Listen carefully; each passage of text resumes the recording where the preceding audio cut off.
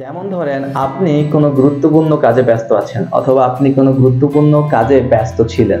So এই যে গুরুত্বপূর্ণ কাজে ব্যস্ত থাকা, এটাকে একটা ইডিয়ামের মাধ্যমে আমরা প্রকাশ করতে পারি। সেটা হচ্ছে to have a bigger fish two fry. To have a bigger fish two fry. To have a bigger fish two fry. যেমন ধরেন আমি খুব গুরুত্বপূর্ণ কাজে ব্যস্ত আছি, তাহলে I am having bigger fish two fry. I am having bigger fish two fry.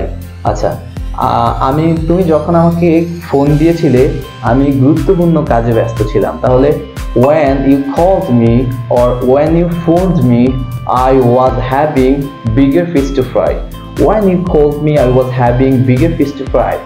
যখন তুমি কল দিয়েছিলে, যখন তুমি ফোন করেছিলে, তখন আমি গুরুত্বপূর্ণ কাজে ব্যস্ত ছিলাম। ঠিক আছে, আমি এখন আসতে পারবো না, আমি গুরুত্বপূর্ণ কাজে ব্যস্ত আছি, তাহলে I am not coming right now. I am having bigger fish to fry. I am having bigger fish to fry. তাহলে to have bigger fish to fry এর মানে হচ্ছে গুরুত্বপূর্ণ কাজে ব্যস্ত থাকা। ঠিক আছে, এখন যদি বলি যে ইউনো সাহেব সবসময় গুরুত্বপূর্ণ কাজে ব্যস্ত থাকেন, তাহলে কি হবে? The Yuno always has bigger fish to fry.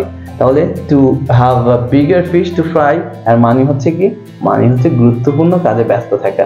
So now this is your turn to make some sentences by using this structure. So have a good day. Goodbye. Allah.